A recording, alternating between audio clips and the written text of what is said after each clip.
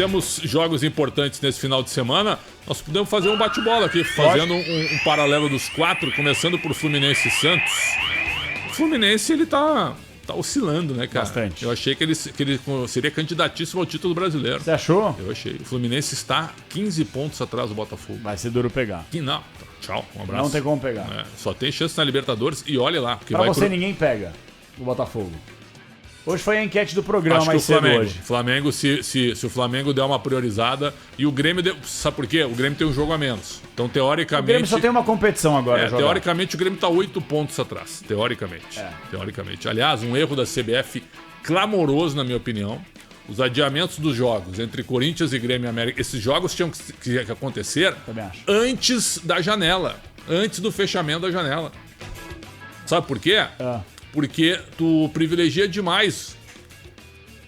O que eu quero dizer? Se Corinthians e Grêmio e América e Vasco se enfrentarem, vamos colocar assim lá em novembro, certo?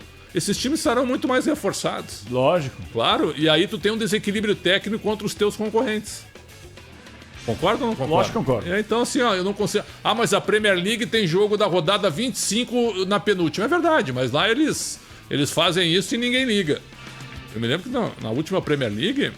Tinha jogo, faltava uma rodada pro fim do campeonato, não sei se tu e o Bruno acompanharam, e tinha time jogando pela 26ª, pela 22ª, porque os jogos também foram acavalando. Mas eu gostaria de ouvir vocês não concordam? Eu acho que esses jogos já tinham que ter acontecido. Exatamente. Mas encontra a data, marca a data, cara. Não tem data, joga em 48 horas. Quantas vezes? O Palmeiras uma vez, o São Paulo jogou 4 vezes numa semana, lembra? Durante a pandemia. O Palmeiras jogou 4 vezes durante a pandemia. Não que seja o ideal. Mas se não tem calendário... Mas será que no partido da força dos clubes? Será que no partido da força do clube também, de chutar isso mais pra frente? Porque é interessante você ter jogos a menos, né? Você alivia a pressão. Olha, estamos aqui a 5 pontos, mas temos um jogo a menos. Como se fosse garantia de vitória desse jogo. Exato.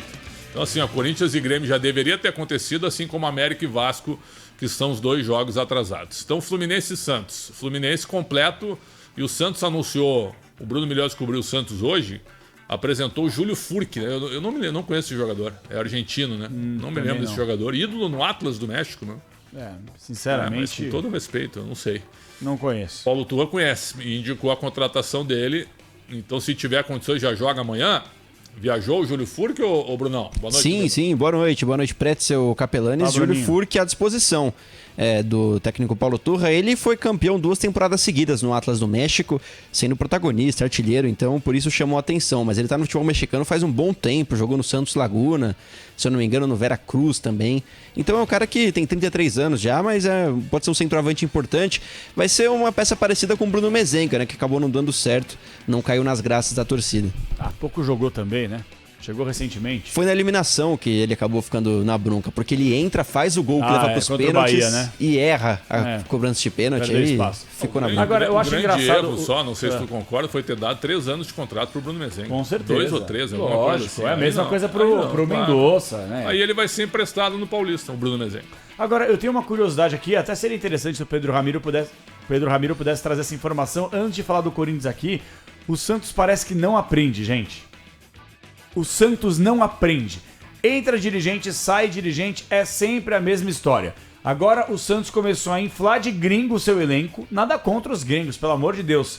Só que com um treinador que você não sabe se ele vai ficar para a próxima rodada do Campeonato Brasileiro. E a indicação do Paulo Turra. E se o Paulo Turra não ficar? Vai ser que nem o Brian Ruiz? Lembra? Que ficou lá 2 anos recebendo uma bala em dólar e não foi utilizado. Então quer dizer, o Santos ele não tem...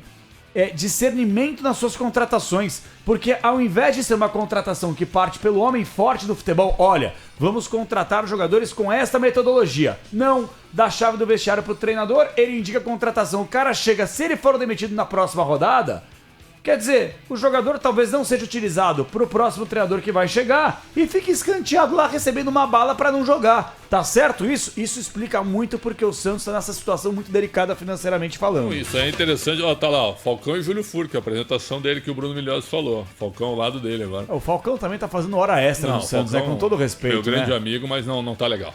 Não realmente, tá mal, tá muito mal. Foi mal.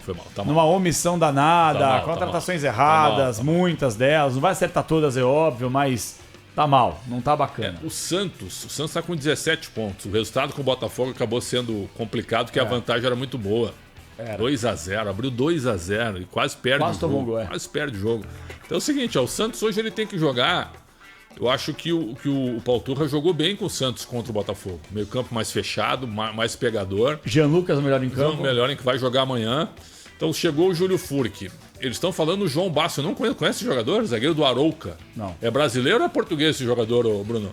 João Ele é Basso. brasileiro, mas essa negociação acabou ficando difícil, Pretzel. O próprio Falcão falou sobre isso e o alvo da vez para a zaga, agora além do Vargas, costarriquenho, que vem do Milionários, esse mais próximo. Vai jogar no Santos? Essa é a tendência, porque o Santos afastou o Daniel Ruiz, lembra desse colombiano que veio recentemente? E aí vai devolver ele para o Milionários liberar ele antes do fim do contrato, ele está no final de contrato. Esse Vargas deve jogar no Santos, está muito próximo. E também tem o Júnior Alonso em negociação, que está no Krasnodar, uma situação mais difícil, porque o Santos tem uma dívida com o Krasnodar da Rússia, quando contratou o Cueva em 2019, ainda não quitou as parcelas, portanto tem que acertar esse valor aí para conseguir trazer o Júnior Alonso. Nossa, gente, olha o Santos, cara. Difícil, viu? Era o José Carlos Pérez na época, né? Sim.